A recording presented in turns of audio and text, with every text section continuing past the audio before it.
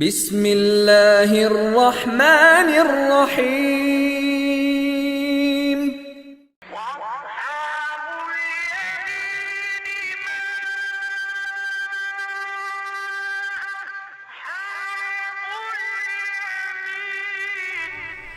بسم اللہ الرحمن الرحیم۔ الحمد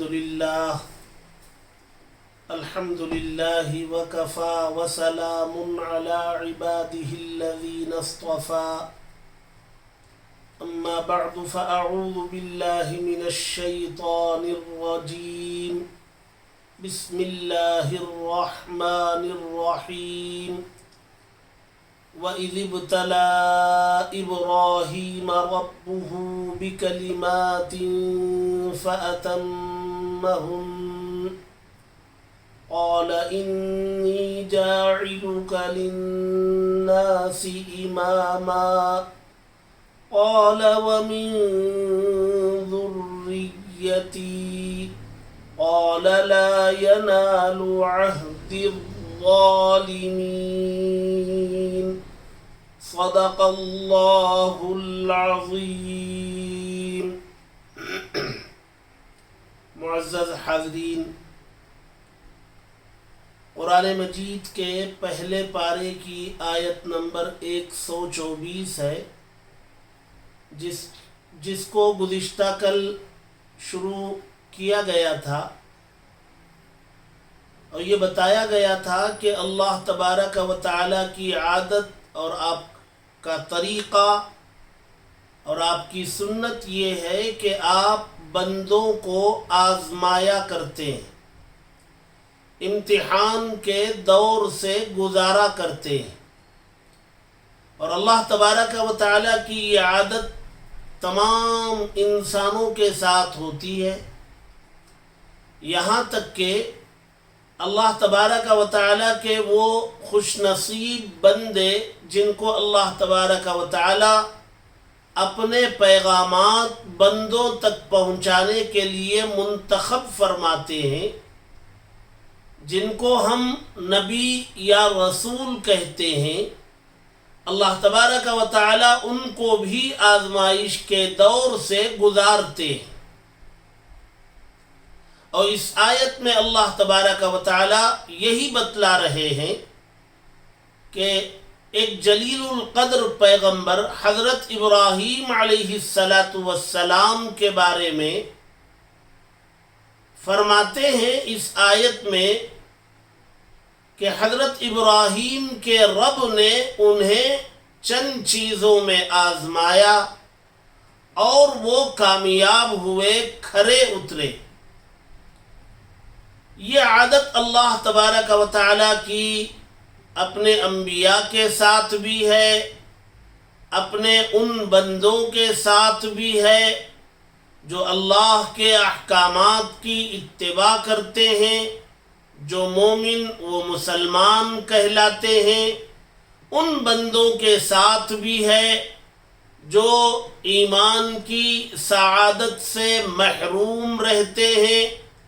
یہ عادت ہے اللہ تبارک و تعالیٰ کی، لہذا اللہ تبارک و تعالیٰ کا یہ آزمائشی دور، یہ آزمائش کا سلسلہ میں نے بتایا تھا کہ پہلے انسان آدم علیہ السلام سے ہی شروع ہو گیا تھا، آسمانوں ہی سے شروع ہو گیا تھا۔ یہاں اللہ تبارک و تعالی نے حضرت ابراہیم علیہ السلام کا تذکرہ فرمایا۔ سوال یہ ہے کہ اللہ تبارک و تعالی اپنے بندوں کو آزماتے کیوں ہیں؟ وہ تو عالم الغیب ہیں، وہ تو ہر چیز کو جاننے والے ہیں، کوئی چیز ان کے احاطہ علم سے باہر نہیں ہے، ہر چیز کو وہ جاننے والے ہیں۔ پھر یہ آزمانے کا کیا مطلب ہے؟ امتحان لینے کا کیا مطلب ہے؟ مطلب یہ ہے کہ اللہ تبارک و تعالی آزمائشوں سے گزار کر، امتحان کے مراحل سے گزار کر اپنے بندوں کو نوازنا چاہتے ہیں، کچھ دینا چاہتے ہیں، انعامات سے نوازنا چاہتے ہیں۔ اس لیے اللہ تبارک و تعالی بندوں کو آزمائشوں سے گزارتے ہیں۔ ہاں، انعام کے مستحق ہونے کے لیے، انعامات کے استحقاق کے لیے ضروری ہے کہ آدمی آزمائشی دور میں ثابت قدم رہے، صابر رہے، شاکر رہے، صبر کا دامن مضبوطی سے تھامے رہے، اللہ تبارک و تعالیٰ کا شکر ادا کرتے رہے، اور اللہ تبارک و تعالیٰ کا بندہ بن کر زندگی گزارتے رہے، اور اللہ تبارک و تعالیٰ سے گزارش کرتا رہے کہ یہ آزمائشی دور آپ ختم فرما دیجئے، میں اس آزمائش کا متحمل نہیں ہوں، میں اس امتحان میں اس قابل نہیں ہوں کہ اس امتحان سے گزروں۔ اے اللہ، یہ امتحان اور آزمائش کا دور مجھ سے ختم فرما۔ آپ دیکھیں گے کہ قرآن مجید میں اللہ تبارک و تعالیٰ فرماتے ہیں کہ جب اللہ نے اپنے برگزیدہ بندوں کو، پیغمبروں کو آزمایا تو وہ صابر بھی رہے، وہ شاکر بھی رہے، اور اللہ سے دعا بھی کرتے رہے۔ دیکھیے، حضرت ایوب علیہ السلام آزمائے گئے، ایک مرض میں مبتلا کیے گئے، آزمائے گئے۔ قرآن مجید میں اللہ تبارک و تعالیٰ نے ذکر کیا حضرت ایوب کے بارے میں۔ اللہ تبارک و تعالیٰ قرآن میں فرماتے ہیں، نعم العبد، بڑا اچھا بندہ تھا، بڑا نیک بندہ تھا، اور بڑا صابر تھا، صبر کرنے والا تھا۔ اور پھر اللہ تبارک و تعالی دوسری جگہ فرماتے ہیں، وَأَيُّوبَ إِذْ نَادَى رَبَّهُ أَنِّي مَسَّنِيَ الضُّرُّ وَأَنْتَ أَرْحَمُ الرَّاحِمِينَ۔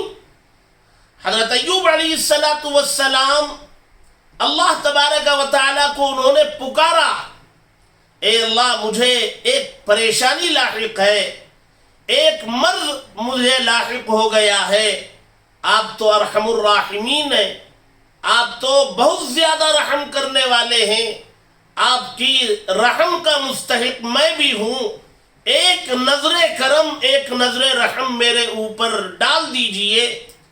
تو ایوب علیہ السلام نے جب یہ گزارش کی، اللہ تبارک و تعالی نے جواب دیا، اور قرآن مجید میں جواب بھی نازل کیا، فَاسْتَجَبْنَا لَهُ فَكَشَفْنَا مَا بِهِ مِن ضُرٍّ۔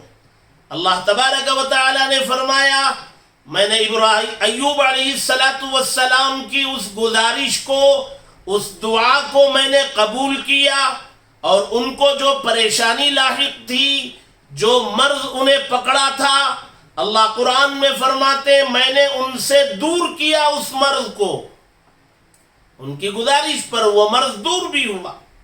تو اللہ تبارک و تعالی یہ چاہتے ہیں کہ انعامات کی بارش کا سلسلہ شروع۔ ظاہر سی بات ہے، کسی کو کچھ دینے کے لیے وہ اس کا مستحق بھی ہونا چاہیے، آدمی مستحق ہو تو اسے کچھ دیا جائے۔ تو اللہ تبارک و تعالی استحقاق پیدا کرنے کے لیے، مستحق بنانے کے لیے، صلاحیت اور قابلیت پیدا کرنے کے لیے آزمائشی دور سے گزارتے ہیں۔ جب وہ قابل بن جاتا ہے، جب آزمائشی دور سے گزر لیتا ہے، تو اللہ تبارک و تعالیٰ کی انعامات کی بارش شروع ہوتی ہے۔ قرآن مجید میں آپ مطالعہ کریں گے، انبیاء اکرام علیہ السلام کا سلسلہ جب تک وحی نازل ہوتی رہی۔ ہم لوگ جانتے ہیں کہ ہمارے نبی صلی اللہ علیہ وسلم وہ آخری نبی ہیں، آپ کے بعد کوئی نیا نبی دنیا میں آنے والے نہیں ہیں۔ وحی کا سلسلہ وہ ہمارے آقا صلی اللہ علیہ وسلم کے دنیا سے پردہ فرمانے کے ساتھ وہ سلسلہ ختم ہو گیا۔ جب تک وحی کا سلسلہ تھا، اللہ تبارک و تعالی نے بندوں کی آزمائش کا بھی تذکرہ کیا، اور اس آزمائش کے بعد ان پر کیے جانے والے انعامات کا بھی تذکرہ کیا۔ اسی وحی کے ذریعے ہمیں اس کا علم ہوا کہ اللہ نے انہیں آزمایا بھی، اور ان کے کامیابی کے بعد اللہ نے انعام سے بھی نوازا۔ ابھی میں نے حضرت ایوب علیہ السلام کی مثال دی، حضرت یوسف علیہ السلام کو دیکھیے، کتنی بڑی آزمائش سے وہ گزارے گئے۔ بچپن میں بھائیوں کے حسد کا شکار ہوئے، بھائیوں نے قتل کی کوشش کی، کنویں میں آپ کو ڈالا، قافلے نے ان کو وہاں سے اٹھایا، مصر کے بازار میں غلام بنا کر بیچ دیے گئے اور بادشاہ کے محل میں رہنے لگے، اور وہاں بادشاہ کی بیوی نے آپ پر الزام لگایا، بدکاری کا الزام لگایا، اور اس الزام میں آپ جیل بھیجے گئے، اور ایک طویل عرصے تک آپ نے جیل میں اپنی زندگی گزاری۔ اس کے بعد اللہ تبارک و تعالی نے ان آزمائشوں سے گزرے، اور وہ پورا زمانہ حضرت یوسف علیہ السلام کا اللہ کی یاد میں، اللہ تبارک و تعالیٰ کے احکامات کو پہنچانے میں، لوگوں کو خیر کی دعوت دینے میں، لوگوں کو بھلائی کی دعوت دینے میں وہ پورا زمانہ گزرا۔ آپ سورہ یوسف پڑھیں گے قرآن مجید میں اور اس کی تفسیر دیکھیں گے تو یوسف علیہ السلام جیل کی اس کال کوٹری میں بھی وہاں کے قیدیوں کو سمجھانے اور فرما بردار بنانے اور نیکی کی زندگی گزارنے کی تلقین کرتے ہوئے آپ نے وہ ایام گزارے۔ جب وہ زمانہ گزرا تو اللہ تبارک و تعالی نے انعامات کی بارش کی۔ آپ کو پہلے اس ملک کا، مصر کا، آپ کو پہلے وزیر بنایا، وزیر خزانہ بنایا، پھر بادشاہ بنا دیا اس ملک کا، پھر اللہ تبارک و تعالی نے نبوت سے سرفراز کیا، پھر جن بھائیوں نے آپ کو قتل کی کوشش کی تھی ان کو مستحق بنا کر اپنے اس بھائی کے پاس پہنچایا۔ وہ سارا واقعہ قرآن مجید میں اللہ تبارک و تعالی نے ذکر کیا۔ میں بتلانا صرف یہ چاہتا ہوں کہ اللہ تبارک و تعالی آزماتے اس لیے ہیں کہ انہیں کچھ نوازنا ہوتا ہے، انہیں کچھ دینا ہوتا ہے۔ یہ عام بندوں کے ساتھ بھی ہوتا ہے۔ یہ تو میں نے دونوں مثالیں پیش کی، دونوں انبیاء تھے۔ جی آپ دیکھیں ہمارے آقا صلی اللہ علیہ وسلم کو بھی آزمایا گیا، آپ کے ساتھ جو صحابہ تھے ان کو بھی آزمایا گیا۔ مکے کے 13 سال پورے آزمائش میں گزرے، مدینہ منورہ میں ہجرت کے بعد فتح مکہ تک آزمائشی آزمائش تھی، لیکن اس کے بعد جب وہ آزمائشی دور ختم ہوا تو انہیں کیا انعام ملا صحابہ اکرام کو؟ قرآن چونکہ وحی کا سلسلہ جاری تھا، ہمارے آقا صلی اللہ علیہ وسلم پر وحی نازل ہو رہی تھی، اس وحی میں اللہ تبارک و تعالی نے بتایا کہ صحابہ پر اللہ تبارک و تعالی نے کیا انعام نازل کیا۔ بہت سارے انعامات نازل کیے۔ کہا وہ ہدایت یافتہ جماعت ہے، وہ کامیاب جماعت ہے، اولئک هم المہتدون، ہدایت یافتہ جماعت ہے، اولئک هم المفلحون، کامیاب جماعت ہے۔ یہ گواہی کون دے رہے ہیں؟ یہ اللہ تبارک و تعالی دے رہے ہیں، اور جن کے بارے میں گواہی اللہ دیں گے ان کی کامیابی کے بارے میں، ان کے مقام و مرتبے کے بارے میں اور آپ کیا بتا سکتے ہیں؟ اللہ تبارک و تعالی نے فرمایا اولئک الذین امتحن اللہ قلوبہم للتقوی، یہ امتحان سے بنا ہے۔ اللہ فرماتے ہیں کہ یہ وہ جماعت ہے جن کے قلوب کو اللہ تبارک و تعالی نے آزمایا، امتحان کیا تقوی کے لیے، تو وہ کامیاب اترے۔ اللہ فرماتے لہم مغفرۃ واجر عظیم، کا ان کے لیے مغفرت کا اعلان، اجر عظیم۔ یہ وہ مقدس جماعت ہے جس کے لیے مغفرت کا اعلان اللہ تبارک و تعالی نے کیا اپنے کلام میں۔ اور سب سے بڑھ کر جو تمغہ صحابہ کو ملا، جو انعام ملا، جو تمغہ ملا، وہ رضی اللہ عنہم ورضوا عنہ کا خطاب ملا کہ یہ وہ جماعت ہے جو اللہ سے راضی ہے اور اس جماعت سے اللہ راضی ہے۔ یہ اللہ تبارک و تعالی جتنے بڑے انعام سے نوازا جانا ہوتا ہے اتنے بڑے امتحان سے گزارا جاتا ہے، لیکن انعام اسی وقت ملے گا جب امتحان کے دور میں بندہ صبر کرنے والا بنا رہے، بندہ اللہ کا شکر ادا کرنے والا بنا رہے، بندہ اللہ سے برابر اپنا تعلق بنائے رکھے، اپنا رشتہ جوڑے رکھے، اسی کو انعام ملتا ہے۔ اور جو صبر کا دامن جس سے چھوٹ جاتا ہے، اور جو ناشکری کرنے لگتا ہے، جو اللہ کو بھلا بیٹھتا ہے، تو پھر وہ انعام کا مستحق قرار نہیں دیا جاتا۔ اللہ قرآن میں ایک جگہ فرماتے ہیں نسوا اللہ فنسیہم، انہوں نے اللہ کو بھلا دیا، اللہ نے انہیں بھلا دیا۔ ظاہر سی بات ہے جب اللہ جس کو بھلا دے اس کو کون دے سکتا ہے، اس کو کون نواز سکتا ہے؟ تو یہ اللہ میرے اور آپ کے ساتھ بھی ہوتا ہے، ہماری بھی آزمائش ہوتی ہے، آدمی بیمار ہوتا ہے۔ ہمارے نبی صلی اللہ علیہ وسلم فرماتے ہیں آدمی کسی بیماری میں مبتلا ہوتا ہے اور تکلیف مشقت برداشت کرتا ہے اور صبر کرتا رہتا ہے، شکر ادا کرتا رہتا ہے، اس بیماری کے عالم میں بھی، اس تکلیف کے عالم میں بھی اللہ اللہ کرتا رہتا ہے۔ کوئی پوچھے بھائی کیسے ہو تو جواب دے الحمدللہ ٹھیک ہوں، اللہ کا بڑا فضل ہے۔ یہ اللہ کا شکر ادا کرتا ہے، اللہ سے دعائیں کرتا ہے، تو ہمارے نبی فرماتے ہیں کہ یہ بیماری اس کے گناہوں کے زائل ہونے کا، اس کے گناہوں کا کفارہ بن جاتی ہے۔ بیماری اس کے بہت سارے گناہ دھل جاتے ہیں، اس کے اس مشقت کو برداشت کرنے کی وجہ سے مقام و مرتبے میں اسے بلند کر دیا جاتا ہے، لوگوں کے دلوں میں اس کی محبت ڈال دی جاتی ہے، لوگوں کے دلوں میں اس سے متعلق ہمدردی پیدا کر دی جاتی ہے۔ آدمی فاقوں سے گزرتا ہے، کمائی نہیں ہوئی، پریشانی آ گئی، گھر میں فاقہ ہو گیا، اور دست سوال مانگنے سے بچتا ہے، اور اللہ تبارک و تعالیٰ سے ذکر کرتا ہے دعاؤں میں، اللہ تیرا بڑا شکر ہے تو دن میں ایک مرتبہ کھلاتا ہے، اے اللہ تیرا بڑا شکر ہے کہ آج مجھے فاقہ ہوا، لیکن آج تک تو کبھی آپ نے بھوکا نہیں رکھا، ہمیشہ کھلاتے ہی رہے، آج اگر آپ نے بھوکا بھی رکھا ہے تب بھی کسی مصلحت سے آپ نے بھوکا رکھا ہوگا، میں اب بھی آپ ہی کو پکارتا ہوں۔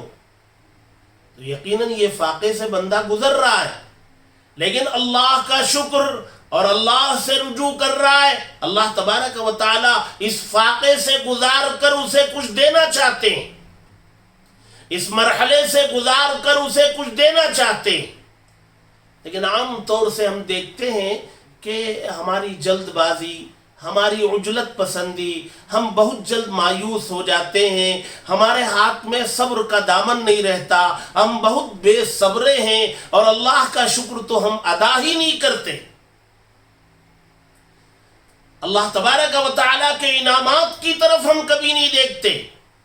اللہ تبارک و تعالیٰ نے کہیں آزمائش میں مبتلا کر دیا، ناشکری کے الفاظ زبان سے نکلتے، دیکھتے نہیں کہ اللہ تبارک و تعالیٰ نے سر کے اوپر ایک چھت دی ہے، ایک گھر کے اندر ہم لوگ موجود ہیں، اور جا کے باہر دیکھیے کتنے لوگ بغیر چھت کے سڑکوں پر رات گزارنے والے بہت بڑی تعداد میں موجود ہیں۔ اللہ تبارک و تعالیٰ نے صحت دے رکھی ہے، ہاسپٹلوں میں جائیے کتنے لوگ بیمار پڑے ہوئے ہیں۔ انعامات بہت زیادہ ہیں اور آزمائشیں بہت تھوڑی۔ تو اللہ تبارک و تعالیٰ کی آزمائش، چونکہ اللہ کی عادت ہے آزماتے ہیں، تو جب آزمائش آتی ہے تو بندے کو صابر بنا رہنا چاہیے، شاکر بنا رہنا چاہیے، اور اللہ ہی سے رجوع رکھنا چاہیے۔ اس وقت ہمارے اوپر ایک آزمائشی دور چل رہا ہے، پوری دنیا میں ہے، اس ملک میں بھی ہے، آزمائشی دور ہے۔ ہم لوگ گھروں میں محصور کر دیے گئے ہیں، مساجد سے روک دیے گئے ہیں، آزمائش ہے، لیکن اس آزمائش میں صابر بنے رہیں، صبر کریں، اللہ کا شکر ادا کریں، اللہ تبارک و تعالیٰ کا شکر ادا کریں، اپنے آپ کے بارے میں غور کریں کہ جب مسجد کھلی تھی جب جانے کی آزادی تھی تب ہم کتنا جایا کرتے تھے. جب مسجد سے نکلنے والی وہ آواز جو ہمیں نماز کی طرف دعوت دیتی تھی حی علی الصلاح حی علی الفلاح، تو کتنی مرتبہ ہم لبیک کہہ کے مسجد کی طرف جانے والے تھے. اور گھروں میں خواتین جب یہ آواز کانوں سے ٹکراتی تو کتنی خواتین تھیں جو وضو کر کے مصلی لے کے نماز کے لیے کھڑی ہوتی تھی. اگر وہاں آپ لوگ مسجد کا رخ کرنے والے تھے، وہاں خواتین نماز کی طرف متوجہ ہونے والی تھیں، تو اللہ کا شکر ادا کیجئے کہ اللہ تبارک و تعالی نے آج آزمائشی دور سے گزار رہا ہے، یقیناً کچھ دیں گے. اور اگر وہاں مسجد کا رخ کرنے والے نہیں تھے، وہاں نماز کی طرف توجہ دینے والی خواتین نہیں تھیں، تو آج ان کو احساس ہونا چاہیے کہ اللہ تبارک و تعالی ہمارے مسجد میں آنے کے محتاج نہیں، اللہ ہمارے سجدوں کے محتاج نہیں، اللہ ہماری عبادتوں کے محتاج نہیں. عبادتیں انجام دے کر ہم اپنے آپ کو بناتے ہیں، ہم اپنے آپ کو سنوارتے ہیں، ہماری دنیا بھی بنتی ہے، آخرت بھی سنورتی ہے. یہ ہمارے فائدے کے لیے ہے نماز. تو بہرحال میں عرض یہ کر رہا تھا کہ اللہ تبارک و تعالی آزمائشوں سے گزارتے ہیں نوازنے کے لیے. حضرت ابراہیم علیہ السلام کو یہاں آزمائش، آپ کی آزمائشوں کا تذکرہ کیا گیا، کامیابی کا بھی تذکرہ کیا گیا، اور فوراً بعد میں انعام کا ذکر کیا.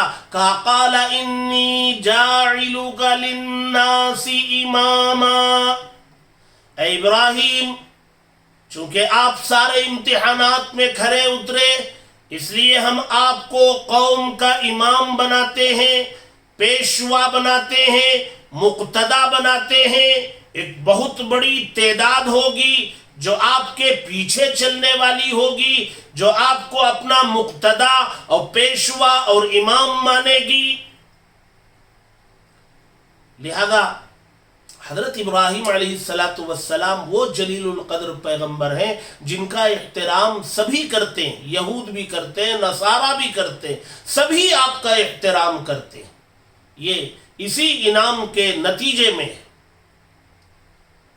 اس کے بعد جب ابراہیم علیہ السلام نے دیکھا کہ اللہ تبارک و تعالی اس وقت نوازنے کے موڈ میں ہیں اور اللہ تبارک و تعالی نے مجھے ایک بہت بڑے انعام سے نوازا ہے، تو فوراً انہوں نے اپنی اولاد کے سلسلے میں سوال کیا. قال ومن ذریتی، پوچھا اے اللہ میری اولاد میں سے بھی ایسے انعامات سے آپ نوازیں گے نا؟ میری اولاد کو بھی، مجھے ہی صرف انعام مل رہا ہے یا میری اولاد میں سے بھی کچھ کو یہ انعام سے نوازا جائے گا؟ معلوم ہوا کہ ہر باپ کو اپنی اولاد کی فکر ہوتی ہے. اس سے معلوم ہوا کہ باپ اپنی اولاد کے حق میں مخلص ہوتا ہے، خیر ہی سوچتا ہے، اچھا ہی سوچتا ہے باپ اپنے بچوں کے حق میں. تو حضرت ابراہیم علیہ السلام نے پوچھا تو اللہ تبارک و تعالی نے جواب میں ایک اصول بیان کر دیا. یہ نہیں کہا کہ یہ منصب آپ کی اولاد میں کسی کو نہیں ملے گا، یہ بھی نہیں کہا کہ ملے گا، بلکہ یہ کہا قال لا ينال عہدی الظالمین. اے ابراہیم علیہ السلام، اے ابراہیم جان لو کہ میرا انعام ظالموں کو نہیں ملتا. ظالم کون؟ ایک ظالم وہ ہے جو دوسروں پر ظلم کرتا ہے، ایک ظالم وہ ہے جو اپنے آپ پر ظلم کرتا ہے. اپنے آپ پر ظلم کیسے؟ اپنے آپ پر ظلم یوں کہ میں اللہ کے احکامات پر عمل نہ کروں، میں نماز نہ پڑھوں، میں نماز نہ پڑھ کر اپنے آپ پر ظلم کر رہا ہوں. کیسے؟ میں نماز نہیں پڑھوں گا تو اللہ قیامت میں پوچھیں گے، نماز نہ پڑھنے کے جرم میں مجھے جہنم میں ڈالا جائے گا اور جہنم کی آگ کا مستحق بنوں گا، میرا یہ بدن جلایا جائے گا. تو نماز نہ پڑھ کر میں اپنے اس بدن کو جہنم کی آگ کا مستحق بنا رہا ہوں، گویا کہ میں اپنے بدن پر ظلم کر رہا ہوں. نماز کے آخر میں التحیات میں درود ابراہیم کے بعد جو دعا پڑھی جاتی ہے دعائے معصورہ، اس میں یہ الفاظ ہیں اللہم انی ظلمت نفسی، اے اللہ بے شک میں نے اپنی ذات پر بہت ظلم کیا۔ میں اپنی ذات پر ظلم کیسے کیا؟ اللہ کے احکامات کو پورے نہیں کروں گا، نبی کی تعلیمات پر عمل نہیں کروں گا تو اس سے میں نافرمان کہلاؤں گا، جب نافرمانی میں زندگی گزرے گی تو میں جہنم کا مستحق بنوں گا۔ تو اللہ تبارک و تعالی نے فرمایا ابراہیم میرے انعام کے مستحق ظالم نہیں بنے، اور یہ اصول اللہ تبارک و تعالی نے قیامت تک آنے والے انسانوں کو دے دیا۔ حالانکہ حضرت ابراہیم علیہ السلام کی اولاد میں بے شمار انبیاء ہیں۔ حضرت ابراہیم علیہ السلام کی 2 اولاد، حضرت اسماعیل نبی بنے، حضرت اسحاق علیہ السلام نبی بنے، حضرت اسحاق کے بیٹے یعقوب نبی بنے، یعقوب کے بیٹے یوسف نبی بنے۔ جی حضرت یعقوب کی اولاد کو بنی اسرائیل کہا جاتا ہے، اور بنی اسرائیل میں سینکڑوں انبیاء ہیں، وہ سب کے سب حضرت ابراہیم کی اولاد میں ہیں۔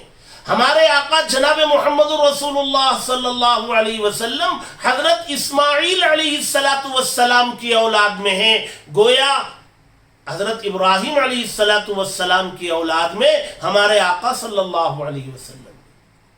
لیکن اللہ تبارک و تعالیٰ نے جواب یہ نہیں دیا کہ میں آپ کی اولاد کو بھی ان انعامات سے نوازوں گا یا میں نہیں دوں گا، نہیں، بلکہ اصول بیان کر دیا۔ یہ اصولی جواب کیوں دیا اللہ تبارک و تعالیٰ نے؟ اس میں بہت بڑا سبق ہے، اس میں بہت بڑا سبق ہے ہمارے لیے۔ اس اصول کی روشنی میں ہمیں چند باتوں کو سمجھنا ہے جو ہمارے لیے، ہمارے معاشرے کے لیے انتہائی ضروری ہیں، اور وہ ساری باتیں اس اصولی جواب کی روشنی میں ہمیں ملیں گی۔ لہذا میں انشاءاللہ اگلی نشست میں اس اصول کی روشنی میں ہمارے لیے اسباق کیا ہیں، عبرتیں کیا ہیں، اور ہمارے معاشرے میں ہو کیا رہا ہے، میں اس اصول کی روشنی میں سمجھانے کی کوشش کروں گا۔ دعا فرمائے اللہ تبارک و تعالی ان باتوں کو ہمیں سمجھنے اور دلوں میں جگہ دینے کی توفیق عطا فرمائے، اور ہم سب کو سمجھ کر عمل کرنے کا جذبہ ہمارے اندر پیدا فرمائے۔ وآخر دعوانا ان الحمد للہ رب العالمین۔ روزے کی حالت میں بعض لوگ آنکھ میں لینس پہنتے ہیں، بظاہر چشمہ نظر نہیں آتا اور وہ پتلی پر لینس لگائی جاتی ہے، تو کیا روزے کی حالت میں وہ لگانا درست ہے؟ جواب یہ ہے کہ ہاں، اس سے روزے پر کوئی فرق نہیں آئے گا، لگا سکتے ہیں۔ ایک سوال یہ ہے کہ ٹی وی میں نماز ہو رہی ہے تو کیا اس کی اقتدا کھڑے ہو کر کے کر سکتے ہیں؟ یہ ٹی وی کی اقتدا نہیں ہوگی۔ ٹی وی میں ہونے والی نماز کے پیچھے آپ نماز نہیں پڑھ سکتے، آپ کو اپنی نماز الگ سے پڑھنی پڑے گی۔ اللہ تبارک و تعالی علماء سے تعلق قائم فرمائے، اور ہر مسئلہ جان کر، دین جان کر عمل کرنے کی ہم سب کو توفیق عطا فرمائے۔